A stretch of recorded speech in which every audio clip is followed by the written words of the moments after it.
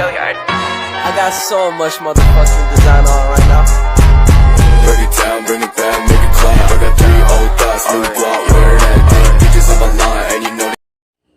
Assalamualaikum warahmatullahi wabarakatuh. Perkenalkan, nama saya Dilfa Safriani dengan NIM 22006017. Di sini saya akan menjelaskan tentang angket. Angket di dalam Kamus Besar Bahasa Indonesia atau KBBI disebut dengan daftar pertanyaan tertulis mengenai masalah tertentu dengan ruang untuk jawaban bagi setiap pertanyaan. Angket sama dengan kuesioner, yaitu suatu alat riset atau survei yang terdiri atas serangkaian pertanyaan tertulis, bertujuan mendapatkan tanggapan dari kelompok orang terpilih untuk melakukan wawancara pribadi atau bisa juga sebagai daftar pertanyaan. Kita juga akan menjelaskan tentang berbagai hasil penelitian atau berbagai ahli dalam melakukan arti dari angket tersebut. Menurut Black, metode angket atau kuesioner instrumennya berupa angket atau kuesioner, sedangkan metode tes instrumennya adalah soal tes, sedangkan metode observasi instrumennya berupa checklist. Kemudian menurut Widyoko, angket atau kuesioner adalah suatu metode pengumpulan data dan cara memberi seperangkat pertanyaan atau pernyataan tertulis kepada responden untuk diberikan respon sesuai dengan permintaan pengguna. Jenis pertanyaan ini membuat responden memiliki jawaban-jawaban yang sesuai dengan cara mengurutkan jawaban-jawaban yang sudah disediakan oleh peneliti. Jawaban yang dipilih oleh responden adalah yang diurutkan sesuai dengan pendapatannya terkait dengan suatu hal tertentu dalam penelitian. Kemudian ada fungsi dari angket tersebut, yaitu bisa menjamin validitas informasi yang diperoleh untuk mengevaluasi program yang ada, bisa mengambil sampling pendapat responden untuk mengumpulkan informasi sebagai bahan dasar. Kemudian ada tujuannya, yaitu mendapatkan data dan latar belakang untuk digunakan sebagai sampel, menghimpun informasi yang relevan dan kepentingan yang dilakukan, menjadi alat asesmen atas suatu permasalahan.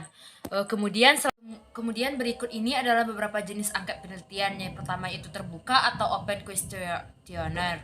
Dalam angket ini, responden bebas menjawab pertanyaan dengan tidak dibatasi jawaban yang diberikan oleh responden. Kedua ada tertutup, yaitu berbeda dengan angket terbuka. Dalam angket tertutup, responden sudah diberi alternatif jawaban, misal pilihan ya atau tidak atau pilihan objektif lainnya. Kemudian ada kombinasi tertutup dan terbuka. Kombinasi artinya di dalam angket ada pertanyaan terbuka dan tertutup sekaligus. Kemudian ada secara langsung. Di dalam angket ini ada pertanyaan yang berkaitan dengan pribadi responden yang relevan dengan penelitian. Yang kemudian ada juga tidak langsung. Angket jenis ini punya pertanyaan tentang orang lain yang dijawab oleh responden.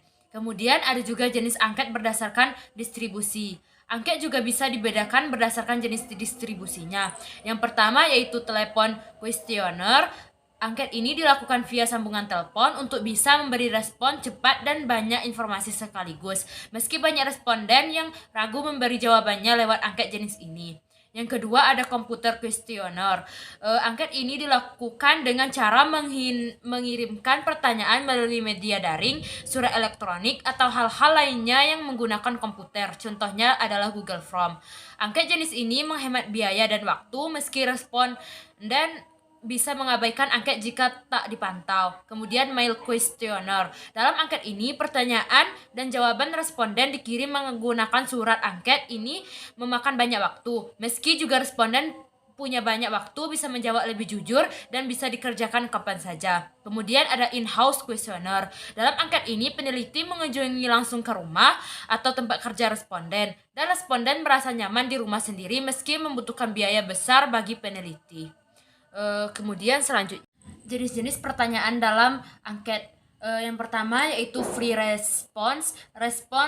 Responden bisa menjawab secara bebas, digunakan untuk menanyakan opini, motif, dan persepsi responden. Yang kedua ada directed response.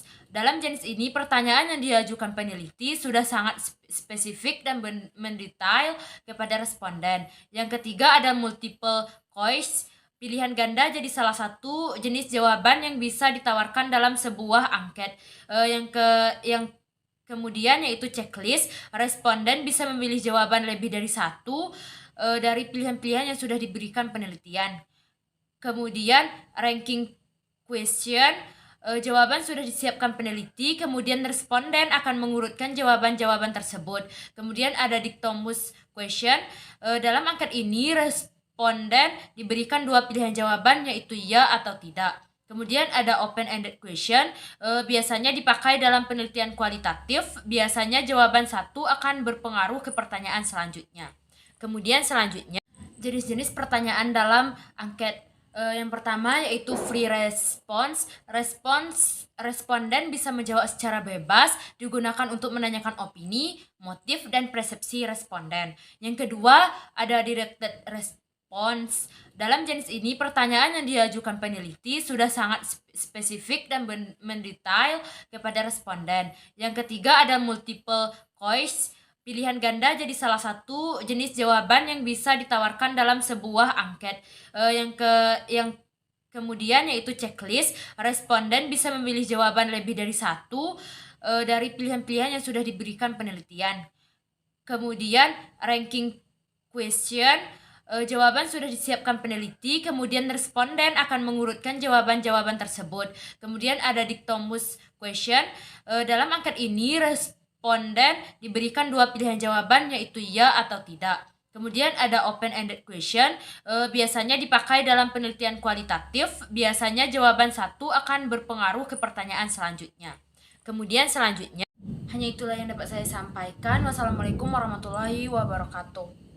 I fucking with these hoes,